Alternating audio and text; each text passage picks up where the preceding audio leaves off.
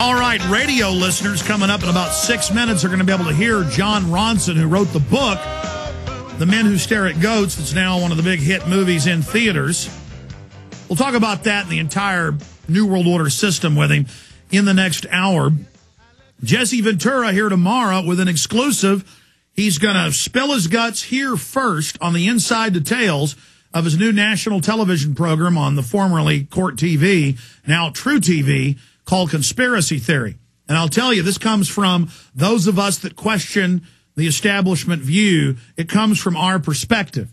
So Jesse Ventura with exclusive info tomorrow in the second hour of this radio show. You don't want to miss that. I appreciate Jesse calling me up Friday saying he's going to give us the exclusive here. So that is coming up. But Jon Ronson's coming up at the start of the next hour. Then I'm going to get into Lord Mockton, what's happening with the economy, the Framework Convention on Climate Change, your phone calls, and a bunch of other news. In fact, at the start of the next hour, or as soon as Jon Ronson leaves us, he may leave a little bit early in the next hour, about 45 minutes in, I will break down what I think is going on with the Fort Hood shooting. I haven't even gotten into that on Sunday's show, and I haven't talked about it yet today.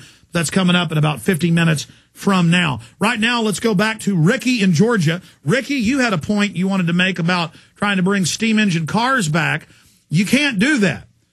Steam engine cars are taxed under the Global Carbon Tax Convention. Steam is releasing carbon dioxide. It's now listed as a toxic waste. All toxic waste is to be taxed. Doesn't matter if plants breathe that. It's a new religion to be enforced at the barrel of a gun. And all these hippies and people that you see with the ponytails and Birkenstocks, they're now getting submachine guns and joining the different environmental police forces, literally. And they're SWAT teaming Amish selling cheese and SWAT teaming families selling watermelons on the side of the road. They are going to take your property. They are control freaks. These are sickening, dangerous, evil people. And so, and I'm serious, I've run into them. These are some hateful, demonic scum. And they are the hell force of the central banks. So you're not allowed to have a steam engine car, buddy. Water vapor is persona non grata under this system. Any other comments, criminal? No, just one thing this disabled veteran has learned in life is, don't try and tell me I can't do something, because I'll spend every last breath proving you wrong. Well, no, I mean, here's the problem. It'll be unlicensed, and the cops will pull you over. And if you don't pay the ticket, the next time they're going to taser you, and the next time they're going to throw you in a prison. And I agree with you. You should be able to have a steam car. And we need to stand up and fight for alternative cars. See, the globalists make their environmental movement sound good, sound reasonable. It's actually about monopolies. And no, I think your steam engine car is a great idea. Just really quickly, I just wanted to say how it would work, because why I think it would be practical. I know they're going to try and fight it, but why it would be practical. Okay, first of all, if you coat the cylinder heads with porcelain also, the steam can be used as a lubricant, so you don't need the motor oil either. But the new stove that they have out that uses like a magnetic induction can boil water in 90 seconds.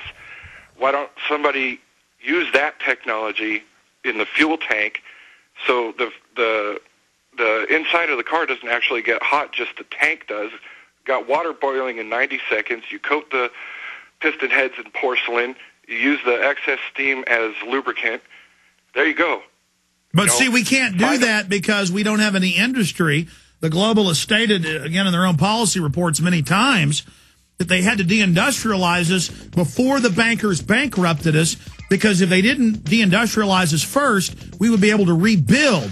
This is all meant to be the perfect trap, so we can't escape from their world government. But great idea. People are getting back to the earth. They are moving to rural areas. You will have to fight off the federal regulators. The parasites are here. They are among us.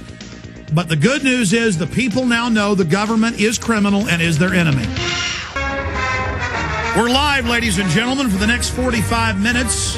Jon Ronson joins us.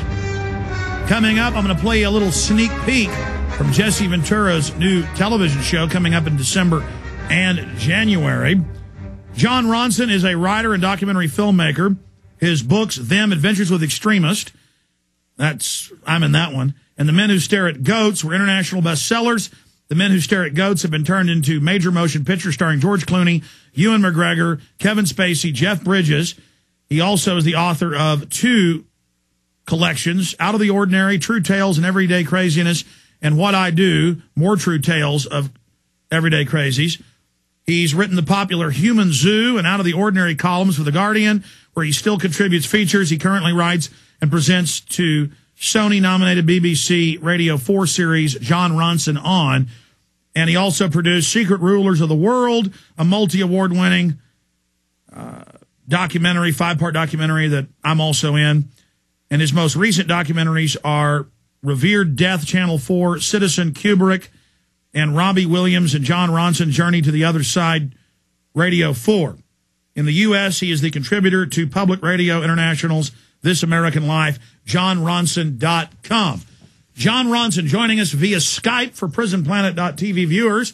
It's good to have you here, John. Hey, Alex, it's good to hear from you again. Where are you joining us from? I am joining you from London. I'm a bit trepidatious about this interview because I'm always worried about where it's going to go. But it's great to hear from you again. You know, we had this amazing adventure. When was it? Back in the year 2000, where we snuck into Bohemian Grove together.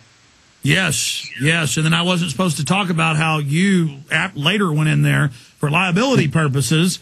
And then people asked me later, well, why is Jon Ronson saying he also snuck in? So they thought that, but I guess that's a journalistic issue of you guys snuck in later that day, that evening after I went in, and then I wasn't supposed to talk about that. And then later you did talk about that, and that became quite a big a question out there for people. Yeah, no, I was worried at the time, speaking completely frankly, that if I admitted that I snuck in and trespassed, we might have trouble getting our documentary on television, because of the way that we, went about gathering the material. So I just kind of kept quiet about it. But then when my book came out, I did admit going in. But of course, to this day, there's loads of people who think that I didn't go into Bohemian Grove and I faked the whole thing, including people on Prison Planet, on the forum and so on. Well, don't feel bad, John, because people think I, A, didn't sneak in, or B, that they let us in. But no, we did indeed. I separately snuck in. Then later that day, you reportedly snuck in there. And right. I did see you about 100 yards away and wave at you.